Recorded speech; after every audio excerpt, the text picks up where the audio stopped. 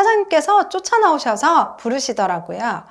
그러면 돈 얼마 정도 있어요? 투자금 얼마 정도 생각하세요? 입에 지퍼를 채운다라는 마음으로 가셔야 없던 물건 만들어서 500만 원 내고까지 해 주셨습니다.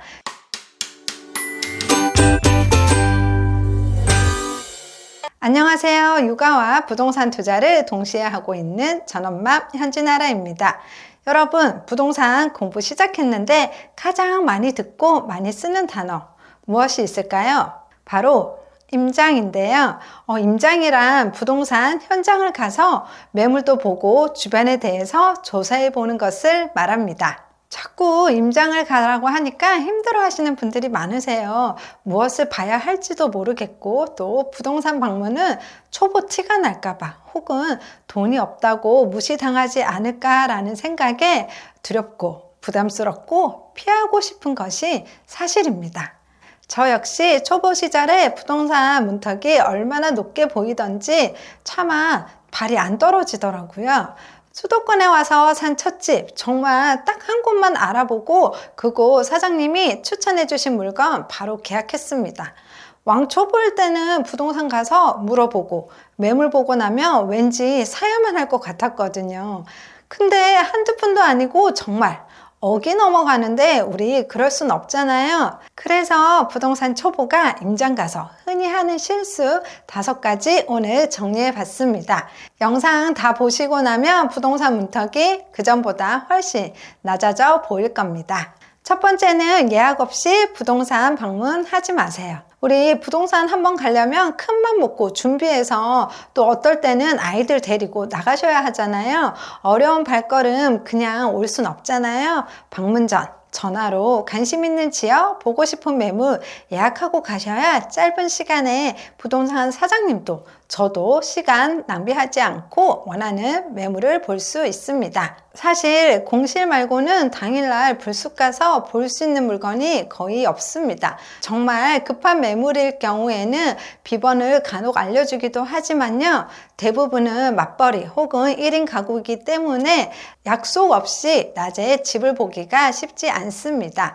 또한 주말에만 가능한 집도 있고 저녁 늦게만 가능한 집도 있기 때문에 예약은 꼭 하고 가시면 좋습니다. 소장님께서도 한가하지 않는 이상 예약하고 오신 분들이 먼저입니다. 미리 전화로 예약을 하고 가셔야 중개사분도 저에게 맞는 매물을 찾아보실 수 있고 최대한 많은 매물을 볼 수 있도록 시간대별로 준비를 해 놓을 수 있습니다. 또 우리도 예약했으니까 부동산 문 열고 들어가기가 훨씬 수월합니다. 두 번째는 포지션을 확실하게 정하세요.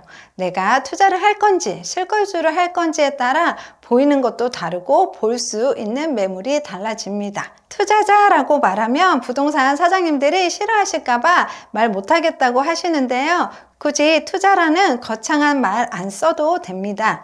사장님, 제가 여기에 아파트 한 채 사놓고 싶어요. 이것 자체가 우리가 바로 들어가서 실거주 한다는 얘기가 아니잖아요. 저는 부산 쪽은 전화나 현장 방문할 때 부모님 갈아타게 할 곳으로 알아보고 있다고 말씀드립니다. 서울이나 경기권 임장할 때도 마찬가지예요. 저희가 아이들 학교랑 남편 직장 때문에 당장 들어와 살 수는 없는데요. 나중에 갈아타게 하려고 합니다. 아니면 여기 지역이 좀 좋은 것 같아서 알아보러 왔습니다. 라고 이렇게 제 상황에 빗대어서 말씀을 드립니다. 그리고 괜찮은 물건 있으면 소개시켜 주세요 라고 합니다. 실거주와 투자의 경우 볼 수 있는 범위가 조금씩 달라지는데요. 실거주 같은 경우는 당장 이사를 준비해야 하잖아요. 그렇다 보니 이사 날짜가 맞는 매물 위주로만 볼 수 있습니다. 하지만 투자의 경우는 전세나 월세가 들어가 있는 매물을 소개받을 수 있고요. 또한 투자라도 바로 입주 가능한 매물이 있다면 수리해서 전세 놓고 싶어요 라고 말씀드리면 됩니다. 세 번째는 현재 내가 가용할 수 있는 금액이 대략적으로 얼마인지 알고 가셔야 합니다. 그러면 돈 얼마 정도 있어요? 투자금 얼마 정도 생각하세요? 라고 물어보는 거에 대해서 거부 반응이 크실 수 있습니다. 하지만 부동산 소장님께서도 거래를 목적으로 알려주시는 거잖아요. 손님이 어느 정도 예산으로 움직이는지를 알아야 좀 더 맞는 물건을 알려줄 수 있습니다.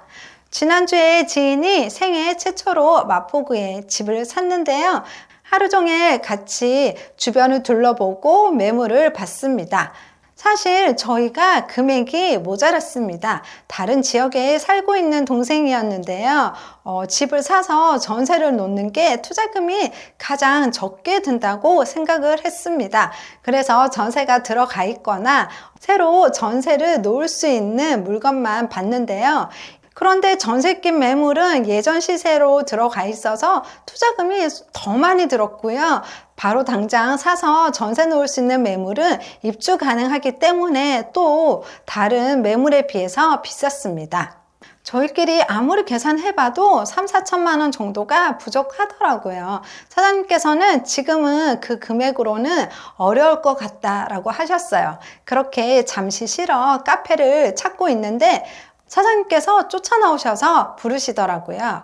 저희가 얼마 모자라는지 알고 대출 레버리지를 일으켜서 살 수 있는 월세 매물을 찾아주셨습니다. 이렇게 월세로 들어가 있는 매물은 사실 거래가 전세에 낀 매물보다는 어렵습니다. 왜냐하면 대출의 한도가 다르고 투자금이 더 많이 드는 경우가 있어서인데요. 그런데 그 허들이 이 동생에게는 오히려 기회가 되었습니다. 그래서 내가 가진 금액이 한도가 얼마인지 실거주든 투자자 모두든 정하고 가셔야 합니다. 사장님께서는 거래를 하셔야 하잖아요. 최대한 매수할 수 있도록 같이 머리를 맞대고 방법을 찾아주십니다. 네 번째는요, 부동산에 가면 내가 말하기보다 많이 들으세요. 입에 지퍼를 채운다라는 마음으로 가셔야 새로운 것들이 들리고 보입니다. 우리가 아무리 공부를 많이 하고 간다고 해도 현장에 계신 분들만큼 생생한 정보를 다 알 수는 없습니다. 실질적인 투자 포인트를 캐치할 수 있는 곳이 현장인데요. 내가 아는 얘기를 소장님께서 얘기한다고 하시더라도 아는 척하지 마세요. 사장님, 저 그거 알아요. 네, 들었어요. 봤어요. 그거 아닌데요? 공부했는데 잘못 하시는 것 같아요. 라고 하시는 분들도 계세요. 우리가 부동산 사장님과 서로 맞네, 안 맞네 하려고 간 거 아니잖아요. 여러분도 그렇잖아요. 누군가와 대화할 때 막 이야기하는데, 야, 나 그거 알아. 나도 봤어. 별거 없던데? 이러면 더 이상 할 말이 없잖아요. 그럼 상대방이 다음 이야기를 하기가 부담스럽습니다. 그러니까 아셔도 사장님 말씀 막지 마시고요. 사장님 설명을 듣다 보면 제가 모르는 부분들을 많이 배울 수가 있었습니다. 그럼 언제 궁금한 거 물어봐요 라고 하실 텐데요. 전 대화가 끊길 것 같으면 그때 소장님께서 언급하지 않은 부분 설명 듣다가 모르는 부분에 대해서 물어봅니다. 이제 마지막인데요. 부동산에서 나오실 때 그냥 나오지 마세요. 명함만 딱 챙겨오라는 말씀은 아니고요. 사장님께 감사 표현, 말씀 한마디라도 꼭 하세요. 우리가 방문한 부동산에서 당장 거래하지 않을 수 있잖아요. 꼭 이 부동산에서 거래하라는 법도 없고요. 저희도 더 좋은 매물, 더 저렴한 매물 사고 싶은 거고 당연하잖아요. 그런데 소장님께서도 시간 내서 설명해 주시고 매물 안내해 주셨잖아요. 사장님께서도 정말 수많은 투자자분들, 실거주 하시는 분들, 손님들 많이 만날 텐데요. 그러면 아무래도 예의 바르게 행동하고 감사 표현 한마디라도 하신 분들을 좀 더 기억에 남아 하십니다. 다음번에 다시 갔을 때 또 기억해 주시고 반겨 주십니다. 지난주 거래한 부동산도 저희가 3번 정도 갔던 곳인데요. 3월 달에는 전화 예약하고 매물만 보러 간 거였고요. 5월에는 지나가는 길에 들려서 인사만 하고 왔습니다. 뭐라고 인사하냐고요? 지난번에 매물 보고 갔는데 그때는 돈이 좀 모자라서 보다가 말았다. 그래서 생각나서 지금 상황은 어떤지 알아보러 왔어요 라고 말씀을 드립니다. 그리고 이번에 갔을 때는 정말 없던 물건 만들어서 500만 원 내고까지 해 주셨습니다. 그 동생이 운이 좋았던 것도 맞지만 소장님께서 중간 역할을 잘 해주셨어요. 소장님 물건은 아니었고 다른 부동산 물건이었는데 가격 조율까지 하는 거 사실 지금 장에서는 쉽지 않은데 열심히 애써 주셨습니다. 그래서 계약서 쓸 때 지인에게 롤케이크라도 꼭 사가지고 가고 사장님 덕분이다 라고 말이라도 한마디 꼭 해라고 했습니다.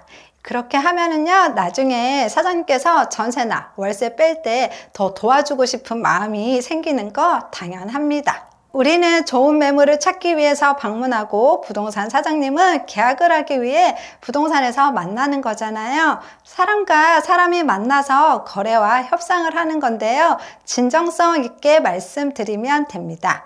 내가 먼저 좋은 모습으로 다가가면 분명히 더 좋은 기회도 오고요. 사실 금매는 온라인상에 있지 않습니다. 현장에 있는데요. 저는 소장님한테서 나온다고 봅니다. 소장님은 누구한테 물건을 주고 싶겠어요? 열심히 사는 그리고 매너 좋았던 사람들이 기억에 남잖아요. 그런 분들께 먼저 연락드리고 싶어 합니다. 그런데 또 그런 고민 있잖아요. 진짜 금매 연락이 왔는데 거절하기가 어려워요 하는 분들이 계세요. 거절 어려운 거 당연합니다. 그렇다고 미안해서 없는 돈 만들어서 덜컥 살 수는 없잖아요. 그럼 또 솔직하게 말합니다. 마음은 정말 사고 싶은데 지금 현재 돈이 조금 부담스러워요. 조금 더 지켜보겠습니다. 아니면 다른 지역을 보고 있어서요. 저희 기억해 주시고 이렇게 연락 주셔서 감사드려요.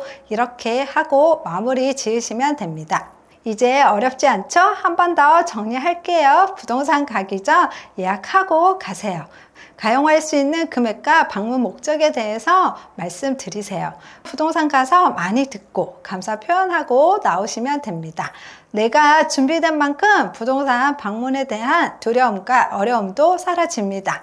더 많은 부동산 정보와 임장 노하우 여러분들께 전달될 수 있도록 구독과 좋아요 꼭 눌러주세요. 이상 전원맘의 부동산 재테크 만부크였습니다. 감사합니다.